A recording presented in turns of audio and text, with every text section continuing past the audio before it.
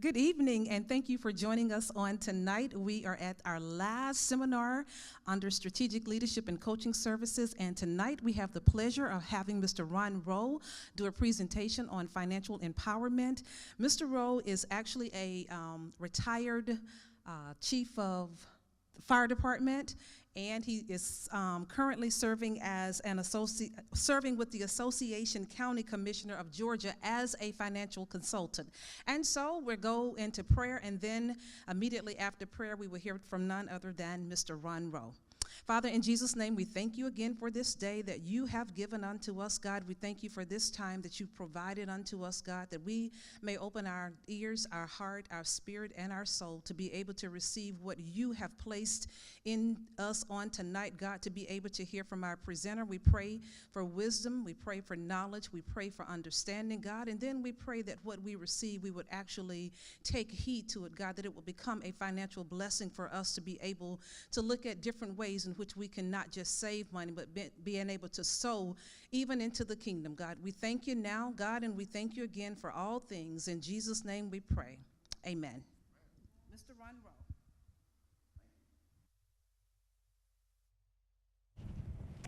Good evening.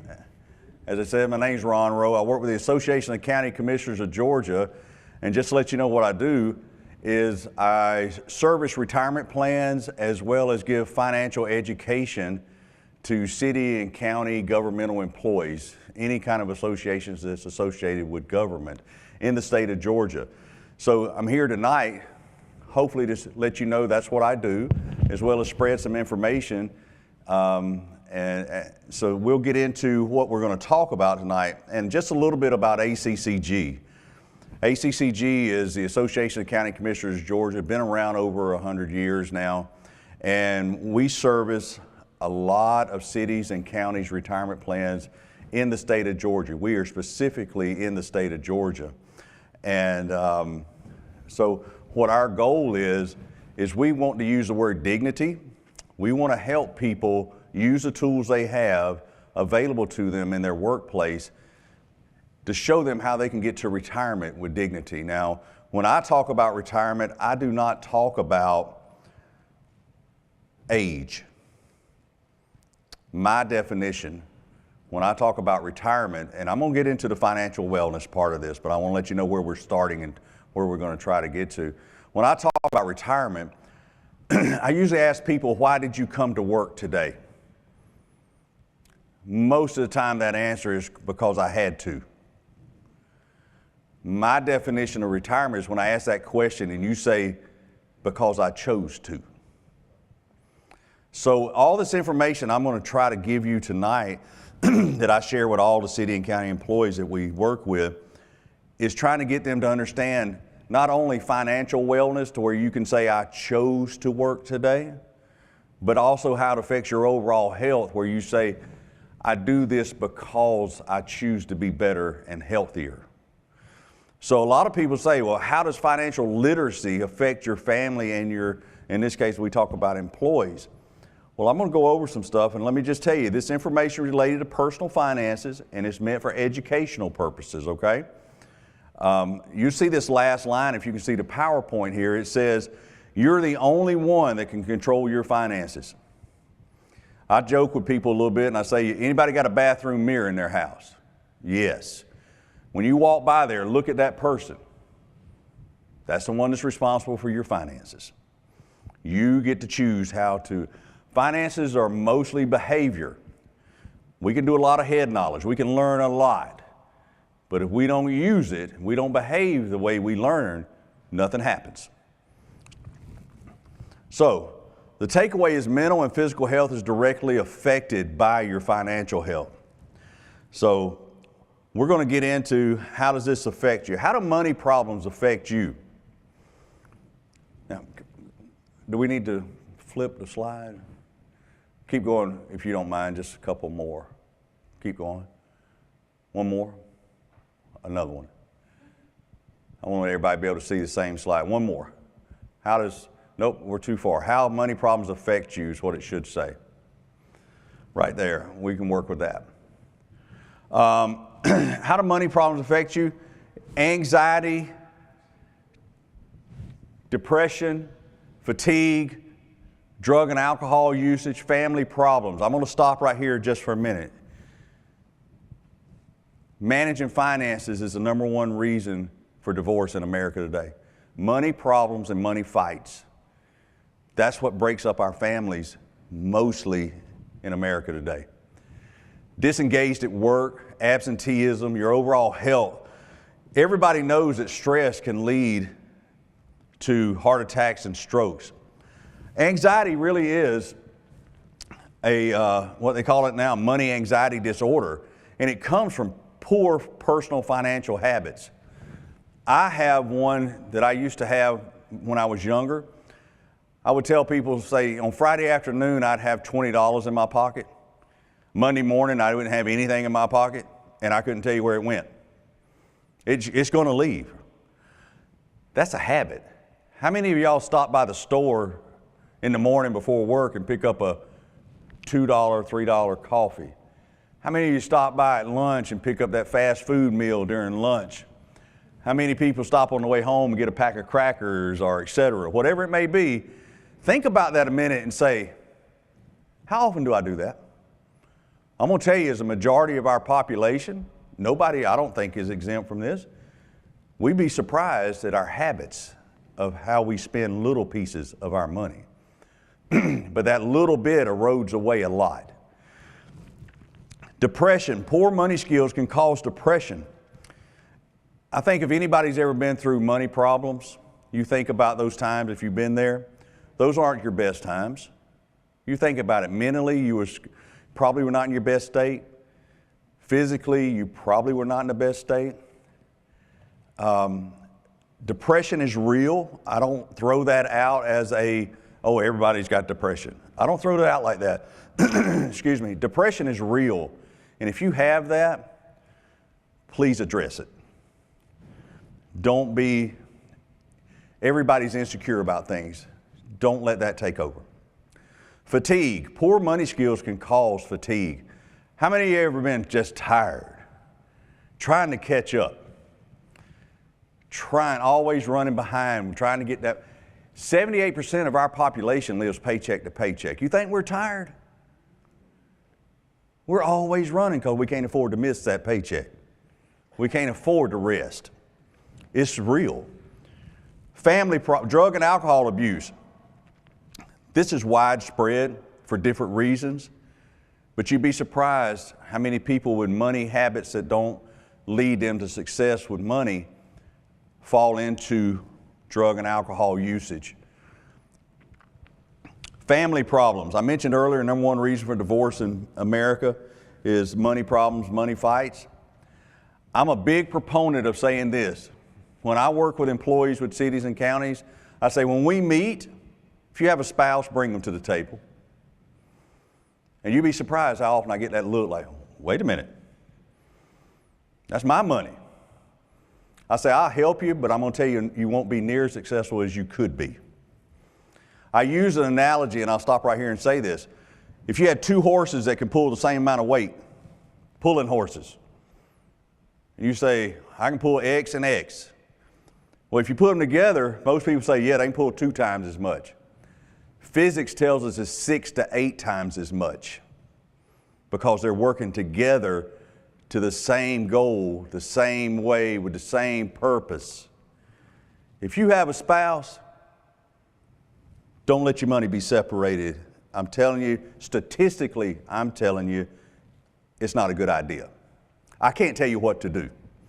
I'm telling you, statistically, it's not a good idea. Disengaged at work. Stress from poor money management. I've been involved in this. I'll tell you a short story. I've been at work, get a telephone call and says, hey, is so-and-so there? Say, yeah, can I tell them who's calling? Bill? Okay, hold on just a second. I hand the phone over to the person. I said, it's Bill. You know who Bill is? Bill collector. Now you're at work taking a phone call from a bill collector because they done found out where you work, they got the number, they done run you down. Are you engaged with your work now for the rest of that day? Probably not. You're probably disengaged. You're probably not going to perform the best. You're not going to do the quality work that you could be doing. You also probably have some feelings about, hey, I answered the phone and I know who that was. Now, how is mine and your relationship? A little different now? It happens. Poor money habits can cause you to become disengaged at work. Absenteeism. There's some days you just don't want to go. I don't want to put up with that. I don't want to be there. I don't want that situation to happen again. Or I need to be off today to take care of something because I've got to run down something with my personal finances. A lot of people do that. Hey, I can't come in today. I got to take care of something. Personal finances don't do that. Absenteeism at work. Overall health, heart attacks, strokes. Stress is said to increase heart attack risk by 25%. Wow. I already told you one statistic you're going to see again later. 78% of our population live paycheck to paycheck. Is that stressful? If you miss a paycheck, something goes unpaid in your house? That's stress. It's proven that heart attacks happen 25% more because of stress. Let's eliminate that kind of stress if we can. You can't, Stress can cause a stroke when a person has other health factors. It increases your chance of having a stroke if you have other underlying health factors. So what you're going to hear me talk about is some financial habits, ways to look at finances that you get to choose your life and how you do it. I'm going to provide you with information and some statistics to hopefully shine some light to say, you know what, if I do it a different way, I may be better than I'm doing it today, or this may be the first time you hear this, you say, oh, I need to be doing it that way. Whatever it is, I want to help somebody along the way by sharing information. I'm a firm believer that we were all put here to help each other. This is the kind of information I share. I can't tell people what to do, but I can share information so that you can make decisions on how you want to do it. I also believe that the more knowledge I have about something, the better decision I'm going to make. If you could see this map of the United States, the green is 39 out of the 50 states. What is that telling us? 39 out of the 50 states list debt as their number one stressor. How many of y'all believe we got debt as a problem in the United States? Everybody in here ought to raise your hand, because debt is an issue. 39 out of 50 states polled said debt is the number one stressor. So if I'm looking at stress as hurting me, and 80% of the United States says debt's the number one stressor, you think we ought to talk about debt a little bit? How to eliminate that? How can we live without it? I would think so. So, I'm going to give you some statistics on this next slide. Student loan debt, it's a little higher than that now. I intentionally didn't change these numbers from May because they're a little higher now. Almost $1.8 trillion in student loan debt. I know that things are happening trying to address some of that. Or 1.8 trillion. You know how big a number that is? I'll never have that much money, so there's no way I can comprehend those zeros. And the reason I say it that way, we can't comprehend how much debt that is. It's so much. Unbelievable amount of student loan debt. I have friends of mine that went to school for years with student loans today that they don't have a degree with it. I have friends that went to school, finished quickly, had student loans. They've been paying them off for years. It hangs around your neck. Student loans is an issue, and it does hurt. Credit card debt, right here it says $357 billion. I will tell you, February, March, and May of this year, credit card debt increased at a higher rate than it has since 1999 with those same time periods. almost a quarter century, we're seeing more debt going on credit cards today in the last 25 years almost. What is that telling you? People are struggling. How are they living? How are they buying groceries sometimes? They haven't used a credit card. How are they getting gas? You know, it's turning into you're seeing people having to use credit cards for the basics. This was the end of 2021. This week I heard the figures said it's just crossed 600 billion this year.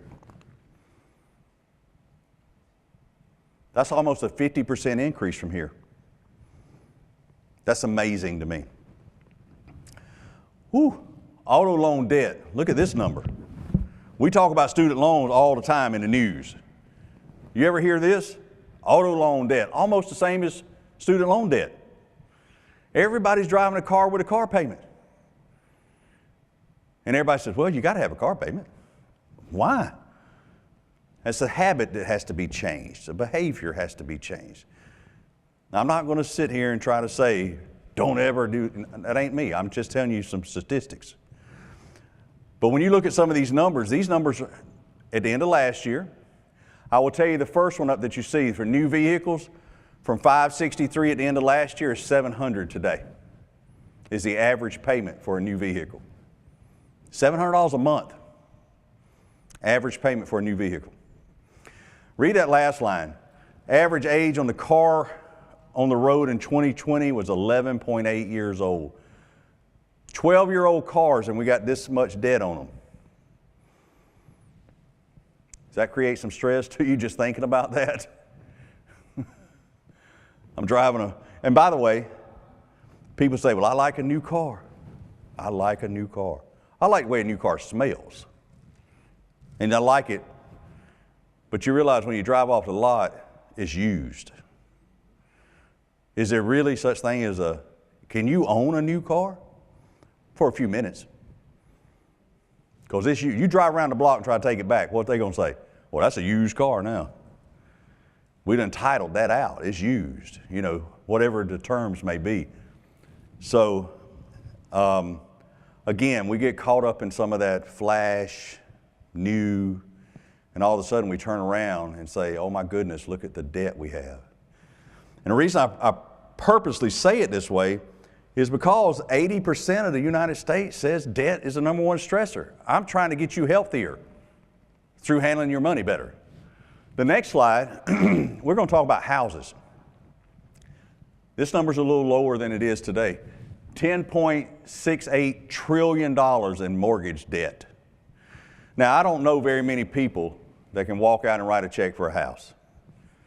So that ain't what I'm saying. But I am saying this, if we buy a house, shouldn't we be conscious and pay it off as quickly as we can? Most people say, what's the term on mortgages? We're going to get one for how long? 30 years.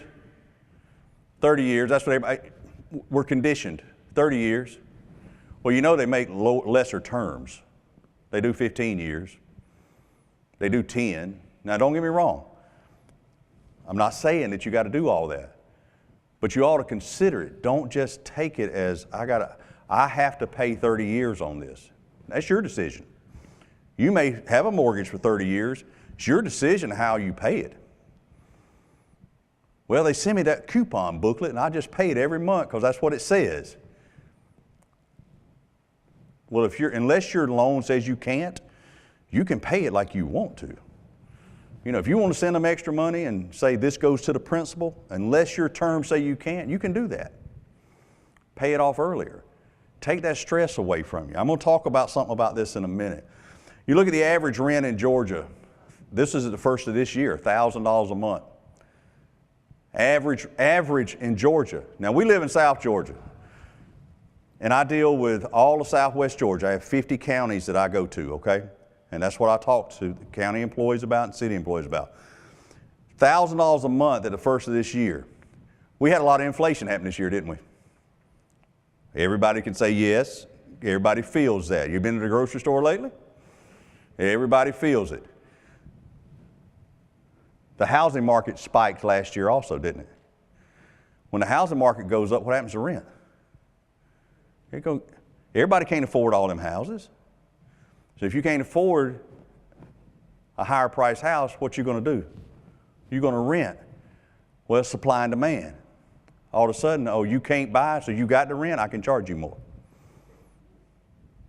Has anybody's rent went up? You probably know somebody that had to, man, you know how much I had to pay for rent now? I've heard that story a lot lately. Average mortgage payment in Georgia is $1,450 a month. That was at the first of the year. What happened to the mortgage rates this year? They went from lows, 2 point something, 3 point something. I read something yesterday, I think it was 6.7 is the average now, somewhere in that ballpark. I mean, we've doubled the mortgage rate this year because of interest rate hikes. What is that doing to payments on mortgages for people trying to buy houses now? Wow, that payment's going up. So the next slide is going to tell you, just in those 4 categories I talked about, over $14 trillion of debt in America. I only talked about 4 categories that we have debt. I didn't speak about our government. I ain't talking about that. I'm talking about us. We have this debt. College, student loans, car payments, credit card payments, houses. Just in those 4 categories, we're at $14 trillion. So if every single breathing American was to write a check, it's $45,000 a piece. That's what it would take just to get rid of these 4 categories. That's every child to the oldest adult. The newest infant to the oldest adult, about $45,000 is what they'd have to write a check for. Think about that. Your household, whatever number you have in it, if you have 4 people in your house, $180,000. That's what those 4 categories mean. If somebody came to your door and said, hey, give me $180,000. Well, most people are going like, who is this guy? We ain't doing that because we can't. Feel the stress? I hope you feel a little bit of stress because it's intentional that I say it this way, because I want you to understand that if we change our financial habits some, our stress lessens. You don't want to wake up every day. Waking up every day with stress is not a good thing. The median household income in Georgia is $58,700. Now, median means half of the people make less than that, half of the people make more than that. In this case, it's the household. I get to hear 2 statements when I talk to large groups. I hear, whew, how do people make it on that? And then I hear people say, I wish our household made $58,700. You know what I could do with that? You know those statements are the same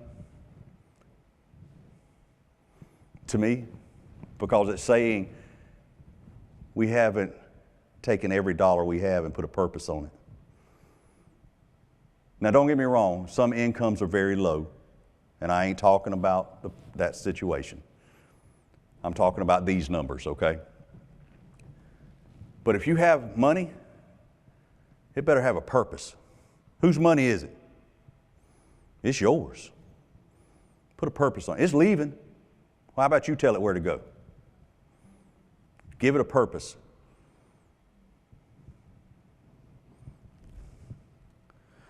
%70 of all Americans live in paycheck to paycheck. I told you that earlier. It said 78%. It's based on what you read, where it is. Let's forget it. 3 out of 4 people that's in this room or on this thing, paycheck to paycheck. We miss a paycheck, something goes unpaid in our house. You know what that means? We got a lot of risk. Risk creates stress. There's 4 things that I tell people, my opinion. I tell people there's 4 things that you have to have or your life's going to be very difficult. Shelter, utilities, food, and transportation. You take any one of those out of the equation, life's pretty difficult in today's world. You can pick one. You know, people say, well, I can get around without a car. It's difficult, though. You ever had to walk to work? Yeah. You don't like it, though. It's hard. What happens when it rains? What happens when it's cold? What happens when it's hot? What happens when your shift changes? What happens when you got to be there earlier or later? Even the smallest one that we can think about with the transportation size makes life difficult, which creates stress. If you can protect those four things, you're a long way ahead of a lot of people. Paycheck to paycheck puts you in a mode. I'll give you a quick story. People say, yeah, no, I believe it's 2018, maybe 2019. Anyway, the federal government shut down for a month in January. 1 month. I saw a news story, national news. They talked to a family, had husband and wife and a couple of children, and they were interviewing them to say, what's going to happen to your household if you miss, and they got paid once a month, if you miss your paycheck? They said, we don't know how we're going to buy food. 2 federal employees, I'm not saying every federal job makes a lot of money, but they're good jobs. You know, you talk to people in the federal government, they're like, yeah, I got a pretty good job. 2 federal employees said, I don't know how we're going to buy food. That's my memory of the conversation. I don't really know what else they said. And I'm thinking, wow, paycheck to paycheck. Nobody's exempt from that. You know, you look at people and say, well, that guy makes a lot of money. 3 out of 4, it don't talk about classes. 3 out of 4 people in our society live paycheck to paycheck. It's tough, but it's behavioral in most cases. Now, again, I'm not talking about some of the unfortunate events that happen in life, okay? I'm not addressing that. How many workers cannot cover a $500 emergency with cash? Unplanned expense. Look at these numbers. 47% can't cover a $500 expense. I'll tell you what happened to me this morning. And I'm thankful it happened today instead of 30 years ago. I'm one of these statistics 30 years ago. I was on the way to work this morning. I had to be at the jail at 6:30. I didn't make it. I'm riding down Slappy. I ran over something, and honest to goodness, I thought I ran over a grocery cart. It was so violent. It was dark. But I ran over something and it busted my tire. Well, if y'all know where Slappy and 19, the bypass is, where you got one lane that comes off the bypass and that same lane gets on the bypass right there. I'm right there changing a tire this morning at 6:15. In these kind of clothes, laying on the asphalt, you know, all that kind of stuff. It happens. 30 years ago, I'd have had a panic attack. How am I going to replace this tire? I'm going to be down and out. I'm not going to be. Thank goodness an old man told me a long time ago, throw the shovel out of the hole, man. Quit digging. And I listened to what he told me later, and I threw the shovel out of the hole. This morning, that's an incident, not a crisis. I had to change the way I handle my money. 47% can't cover $500 if it happened to without a credit card or a loan or something, not with their own money. 56% can't cover a $1,000 unplanned expense. And don't get me wrong, $500 or $1,000 is a lot of money. I don't care where you put it. Put it on your kitchen table. It looks good. It's a lot. It takes a lot to get that. But life happens also. Anybody lost a refrigerator, washer, dryer, air conditioning unit, hole in the roof, flat tire, battery dead when you went out to crank the car? Think about those expenses. It's tough, isn't it? What I'm trying to share is we're going to try to change some habits to hopefully lead us away from having that crisis and that stress on our bodies. This one right here gives me stress. How many Americans have $1,000 saved? As of 2022, 69% of Americans have less than $1,000 saved. How much is a refrigerator? Can you get one for $1,000? You might find a used one. How much are washer and dryers? A set of tires are $500, $600, $1,000 based on what you drive. Do you see what this is displaying to us? 69%. It goes back to that, hey, how many people live paycheck to paycheck? Same, almost the same number. 45% have zero in savings.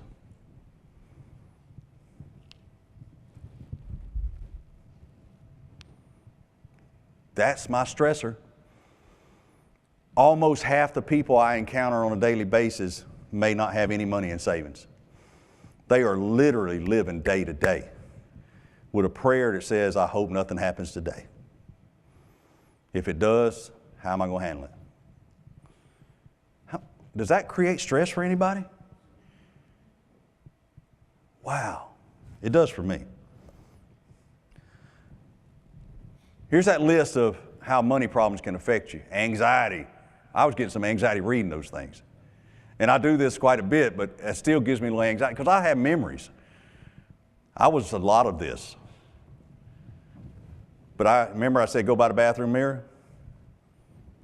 That guy in there, that old fat guy that walks by my bathroom mirror, that's the one I have to control with money problems. Can't nobody else do it for me. Depression, fatigue, drug and alcohol usage, family problems. I always stop there. We could get off on a tangent, but family problems, we don't need to increase that.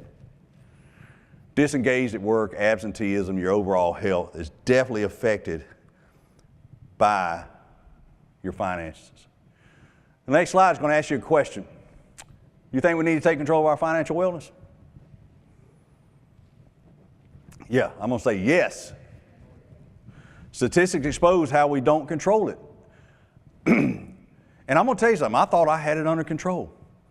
I had a good car, had a few credit cards, had a little money going into the credit union out of my check, had a little savings account. You know why I thought I had it under control? Nobody teaches this. Tell me a generation has been taught how to handle money.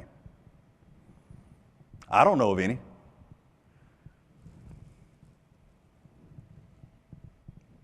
Nobody teaches this. And our conditioning that we receive keeps us here. I'm going to pull off a little bit here and say this. How many of y'all got a debit card? Most everybody. I mean, we don't carry checks anymore. We got debit cards.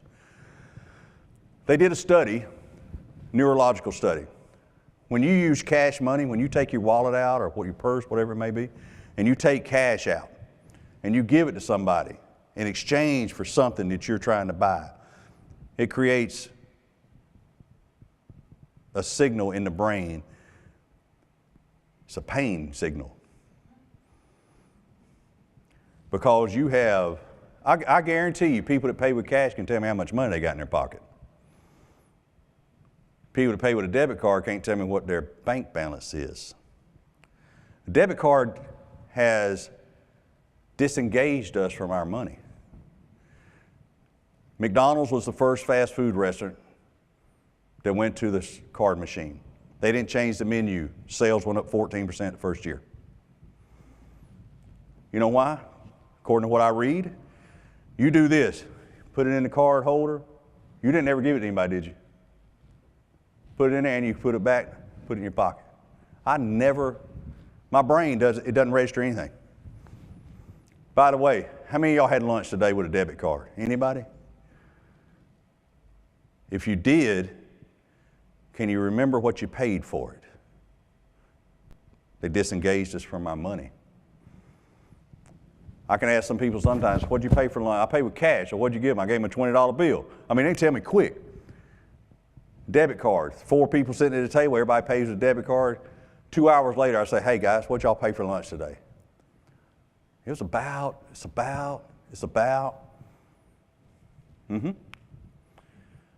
Taking us away, ain't it?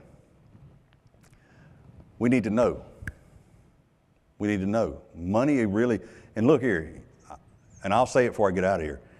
I am not talking about money as it's what it is. It's like somebody's that is all it's about. But our society, in order for me to get to eat, to live in a house, to drive a vehicle, to pay for gas, I have to have something to exchange. That just happens to be the exchange. It's an inanimate object. I got a hammer at home that I use to hit nails. I have money in my pocket to buy food.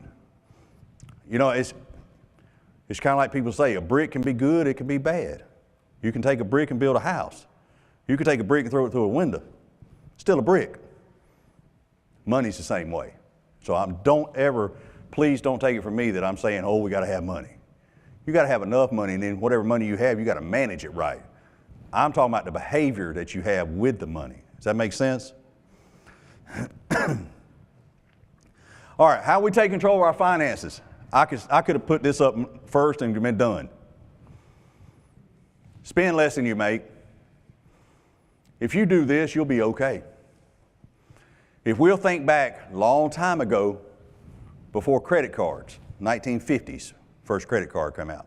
We think back before then, people who didn't have, you may have had a little note at the corner store, you went and paid on payday. But you didn't have credit. You can't go everywhere and just say, look at this, look at this. By the way, you ever seen somebody do this I'm going to pick on some stores, Walmart or wherever. They'll take that debit card out or whatever they may have, whatever kind of card it is, and they kind of slow with it. You know what they're doing? They're saying a little bit of prayer, saying, I hope there's enough in there to make this go through.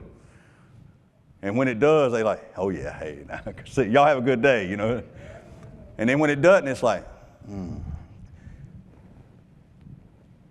we don't manage our money as well as we could. Nobody is exempt from that. So spend less than you make. That is the very first thing. And in that statement, you know what this says? You better have a budget. If you don't have a monthly budget in your household, how do you know? How do you know? I talk about retirement plans and I try to help people understand and give them educational information. Again, I say this a lot. I can't tell you what to do with your money, but I can give you some information that helps you decide what to do with it. If you have a budget, you know what the budget says? I'm telling my money what to do. I make X amount. I spend X amount. I got zero at the end of the month. People say, zero? Yeah, that's the best budget. Because you have a purpose for every single dollar now. 9 times out of 10, I tell people to do this. Write down, without figures, write down what you spend your money on. Just write everything you can think of that you spend money on in a month. Write it down. No certain order. Once you get it all on paper, or however you want to do it, spreadsheet, it doesn't matter, then prioritize those expenses. What's the most important expense I got? To the least. You're probably going to find some down there near the bottom. You're going to say, oh, I forgot I was paying for that. Some of them streaming services, some of them apps, some of that. Do we still get this? Those kind of things come up in conversation. You're going to find some down near the bottom that they just really ain't that important, are they? You notice I haven't seen anything about numbers yet. Once you get your priority list, you're already going to think about marking some off. Now put the numbers beside them. And I want you to take a deep breath when you get through with that and say, wow. You know why I can say that? 70 to 78% of our population lives paycheck to paycheck. It ought to shock you when you see how much we spend. It really should. Now, if you're in that 22 to 30% that does everything great with their money habits, you should understand what I'm saying is like, yeah, you were probably there once too. But now you changed. Well, congratulations. I'm glad. That percentage of the population, I'll be doing what I'm doing. Let's help somebody else get in that population. Spend less you make a budget. Once you make that budget, now you have a purpose for every dollar you make. Keep that in mind. Spend less than you make. People say, I can't make it on that. Reach out. Who is successful by themselves? I don't know of anybody. Reach out. Somebody will help. Some way, somehow. That's the only way we're going to make it, is to help each other. That's my opinion. Next one says this. You got to know your income. You'll be surprised, maybe not. How much money do you make? Most people say, about? That tells me you don't have a budget. You should know how much money you make. And people say, gross or net, what can you spend? Net. It doesn't matter. I hear people all the time, I make $80,000 a year. Yeah, but how much you bringing home? Or I make $20,000 a year, but how much you bringing home? The gross doesn't matter. You can only use what you get. So let's talk about that. Make your budget with your net. Now, sidebar, I could say something else right there, but I'm staying inside my lane, okay? Eliminate all consumer debt. Woo! Now, I've been talking about debt the whole time, right? 80% of our stress is debt, according to the United States. That's number one stressor. Eliminate it. I'm just saying I'm making it now. How about let's do this? Dream a little bit. Take all your debt payments out of your budget. How much money you got now? Whew, don't it feel good to think about that? Okay, well, let's get rid of it so we can feel like that all the time. I didn't say it was easy. Look here, I'm overweight. You think I would be overweight if it was easy to lose weight? I like to eat. I just can't control it all the time. Okay? So handling money is not going to be easy. But we got to create that habit. We got to start somewhere. If I didn't do at least a little bit, I'd probably weigh 400 pounds. So I ain't saying we got to be perfect. We ain't going to be. But we got to get on that path. Have an emergency fund. What does that really mean? Having an emergency fund means that, remember I showed you those statistics? 45% has zero in savings. Whew. When you don't have any money put aside, cash, and I joke about this, I don't care where it is, sock drawer, medicine cabinet, kitchen drawer, don't matter, cash money. When you don't have that put aside and something happens, stress hits you. It becomes a crisis. If you have money set aside, it's like, well, I'm glad I had that money set aside, let's fix this. Don't you feel different? Absolutely you feel different. That's talking about stress. And again, we talk about what money problems can do to your health. How much emergency fund? A lot of different opinions on this. 3 to 6 months is what you normally see. Again, I don't tell you what to do. 3 to 6 months. 3 to 6 months of what? Your expenses.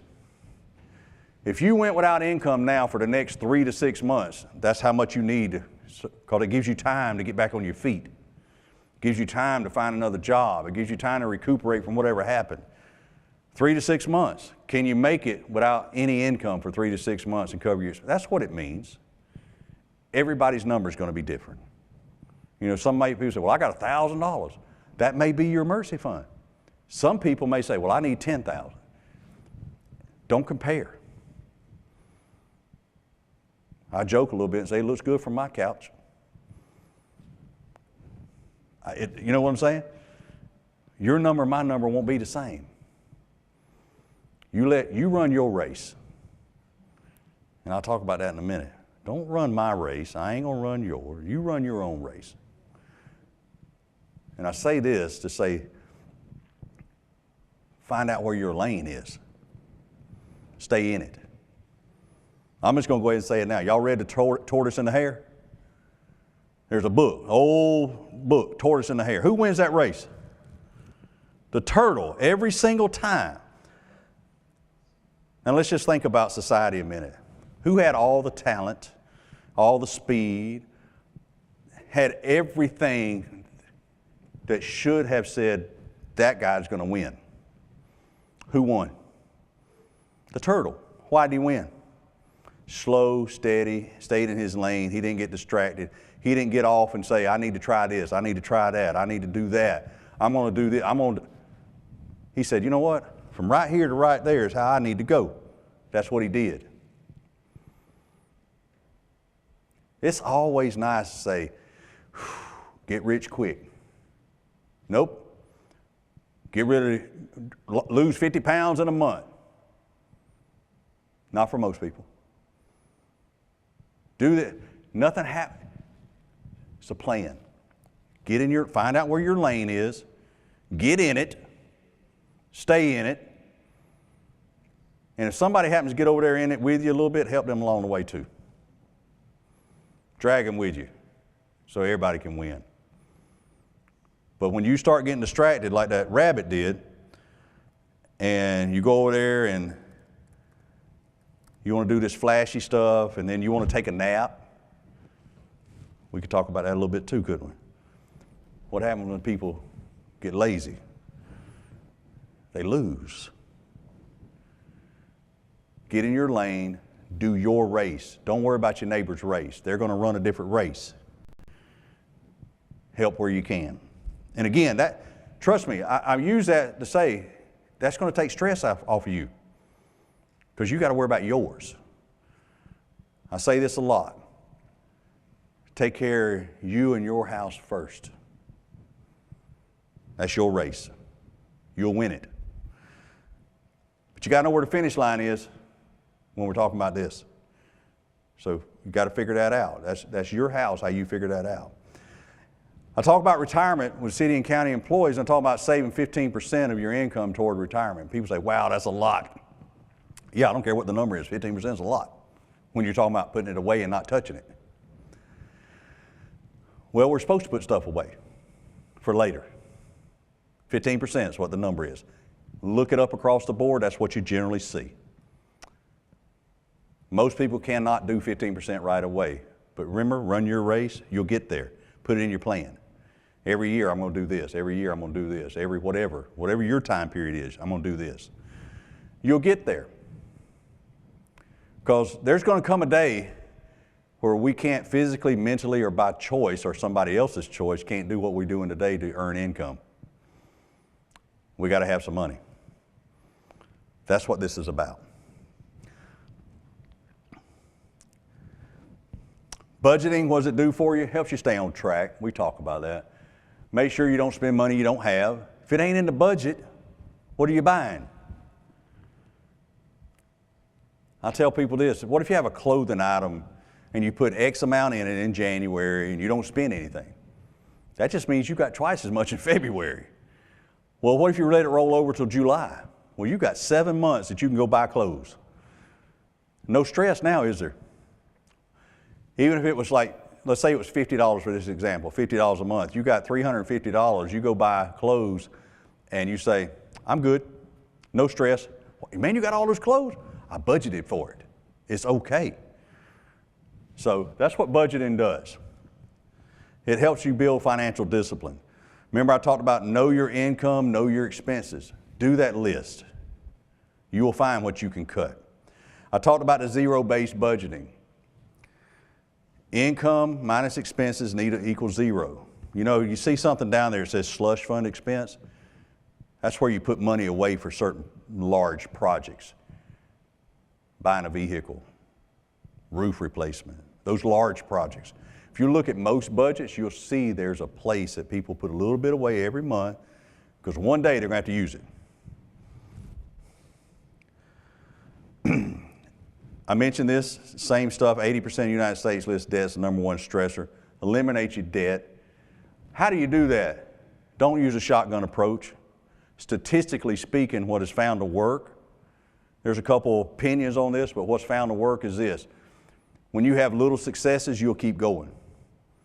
If you try to attack the biggest thing and it takes 10 years to get rid of it, you probably ain't going to make it. Those other ones are going to eat it up.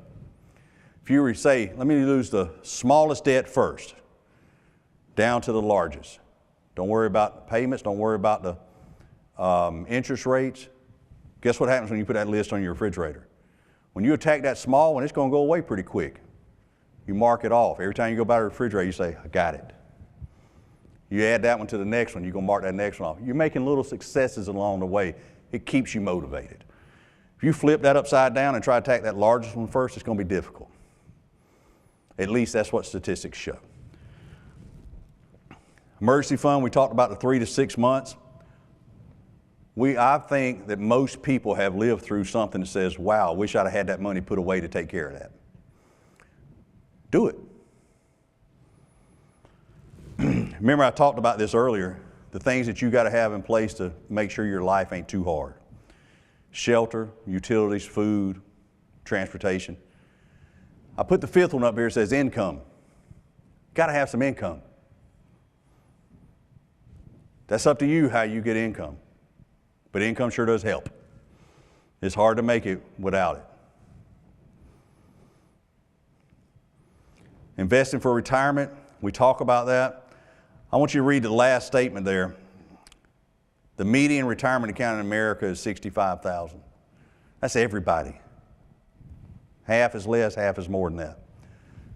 How long will $65,000 last for somebody? I'm just going to say 65. That's all they got is $65,000. I don't mean that to say all you have. That's what statistics show. If you had $65,000, how long is it going to last you? You may live 30 more years. Divide that number by 30 years. You don't get a lot of money every year, do you?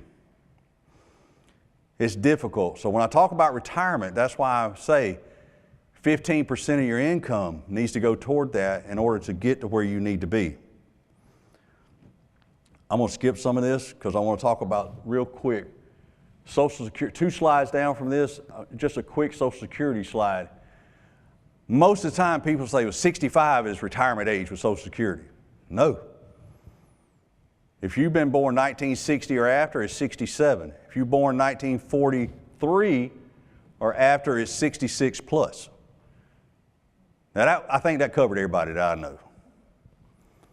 Now, when did they change this? 1983. People say, what? That's almost 40 years ago. Yeah. It's been around almost 40 years that this is your age for retirement with Social Security. I still hear today, 65. 65 is when you get Medicare, not your Social Security check. Now, you can get it as early as 62 with a penalty, but full retirement age. So sometimes that's a shock to people. How much Social Security are you going to replace with your income? Normally, if you wait to full retirement age, it's about 40%. That ought to say, ooh, I can't depend on just Social Security. I can't take a 60% pay cut. That goes back to saying, hey, I need to do a little bit for myself. So I'm going to go through some of this going down to how money problems affect you. It's about 5 or 6 slides down. Money problems affect us, again, anxiety. I would be curious to know, and there's no way to do it here, how many people watching this had some anxiety looking at these statistics? And then probably had some memories of saying, I probably had some anxiety because I'm in those statistics. Been there myself. Depression, fatigue, drug and alcohol usage. I'm going to stop here at number 5, family problems. I'm a big proponent of saying family money eliminates family problems. Don't try to run separate. Do it together. Disengaged at work, absenteeism, overall health. Again, have a budget, emergency fund, stay out of debt, and invest for retirement. We handle a lot of services with ACCG. That last slide, I'm on the next slide. We handle a lot of services. We do a lot of stuff financially for cities and counties in Georgia. We try to help employees. Again, we can't tell you what to do, but we tell city and county employees a lot of financial information. This is the tip of the iceberg. A lot of financial information to try to help them realize cities and counties have tools in place, like a lot of other employers, that will help you get to retirement if you will use them. I always hear, why didn't somebody tell me about this? Well, I'm out here telling city and county employees about it. How come I didn't do this earlier? That's on us. We have to make that decision. So, this concludes the presentation, but what I'm trying to get you to understand is this. If you don't handle your money, the stress is coming. You probably already know it. I'm showing you some statistics. I show you how to get rid of it from a 10,000-foot view. Everybody's situation is personal and different. But if you will start budgeting, the basic step of budgeting, you'll be surprised. Wow, my money looks better. Which brings down, I feel better. My house becomes better. And it's so important to take care of your house. So, if anybody have any questions of me?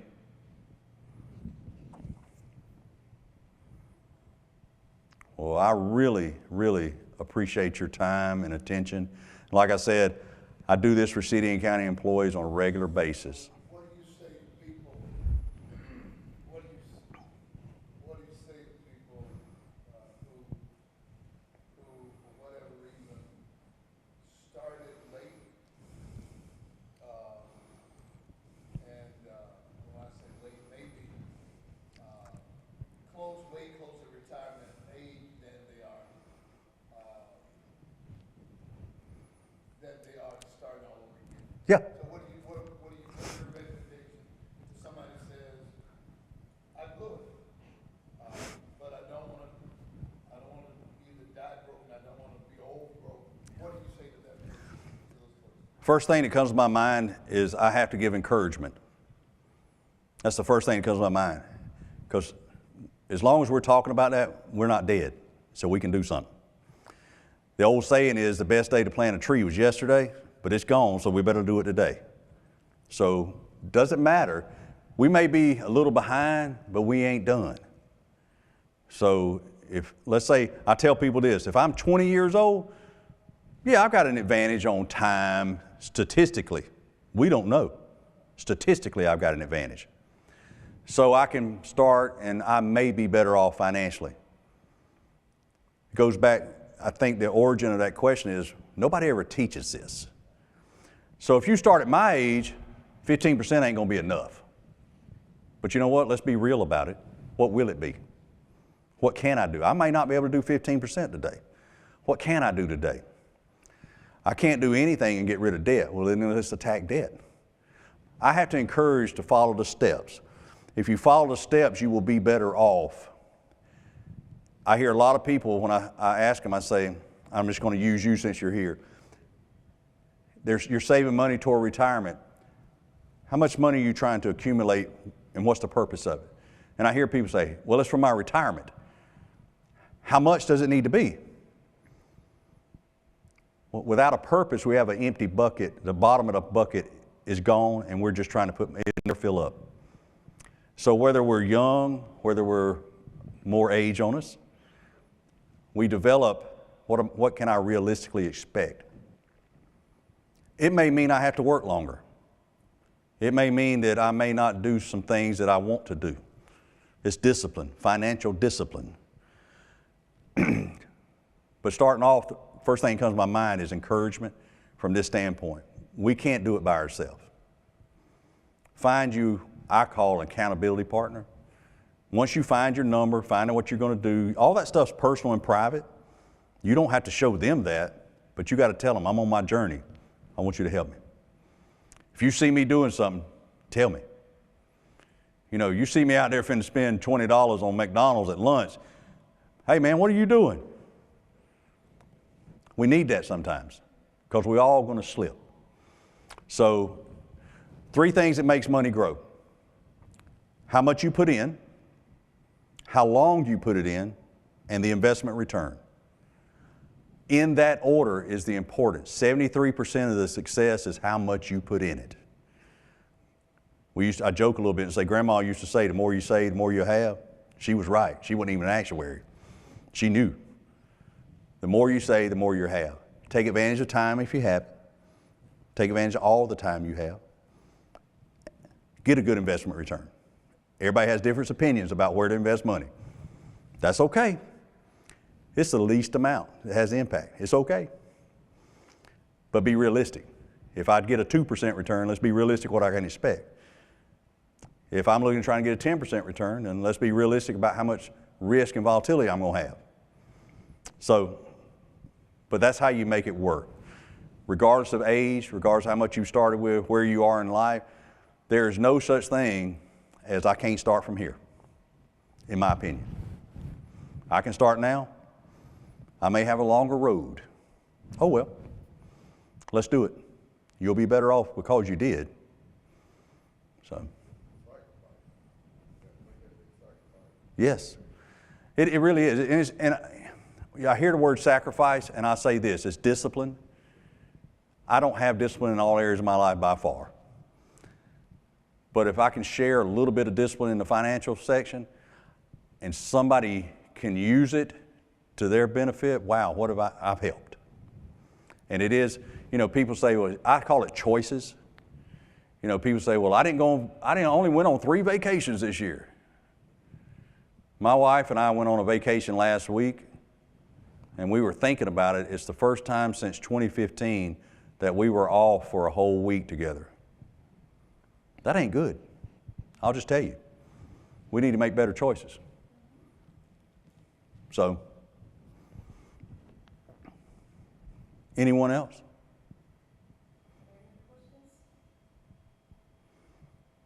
Well, I really appreciate your time. I hope I didn't take up too much time. So, Well, keep it rolling. One question, because I run into who make bad choices about finances. They finally almost pay off their car, and then they become afraid that the car, I'm not going to have a warranty, and so then they start being tempted to get another car so they have a warranty. Can you talk on that for a moment? Any kind of way? I mean, I know I'm asking on the spot. What would you say to that kind of person? Warranties are good from the manufacturer. If you need to buy an additional warranty, 2 things it tells me, and again, this is me, 2 things it tells me. I don't have an emergency fund because I know mechanical things are going to break. Transmissions are going to stop. Motors are going to have issues. Ball joints, tie rods, things have to be replaced. Mufflers have to, etc. So if I'm driving a vehicle, it's a mechanical tool to get me from A to B. I'm going to have to do maintenance on it. I got to have an emergency fund, and if something in my budget that says I change the oil, I got to have that. I do my tires I got to have that in the budget. For people, it tells me that I don't have an emergency fund and I don't have a budget set aside for that. What I would tell people is, you buy quality lasts if you take care of it. I see pictures all the times of some old cars, same owner. You see them sometimes comes across 1950 whatever, and today they're standing beside it, still the 19, and it still looks good. Did it cost them money along the way? Absolutely. The older we get, we cost more, by the way. One thing I didn't put in here is talking about health coverage, but real quick I'll say that too. But that's what it tells me, is if I was to tell somebody, I'd say what you need to do before you purchase the next vehicle is to understand how much it costs you to own a vehicle. Save up the money to buy the vehicle. You don't have to buy a new one, by the way. You can still get a used one with a warranty. Save up the money to buy it, but also have the money to maintain it. That comes out of your budget. The warranty doesn't pay for everything, by the way. I believe sometimes we hear warranty, and then something happens, and then what do you hear? Oh, it doesn't cover that. So I would tell people, let's don't depend, let's take control. That's the way I look at it. And real quick, health coverage. Average couple 65 and over will spend $325,000 after 65 on health expenses. $325,000. Older we get, the more we cost. So that's also part of the equation, is when you think about how to handle money, understand that is huge, important to look at. Thank you.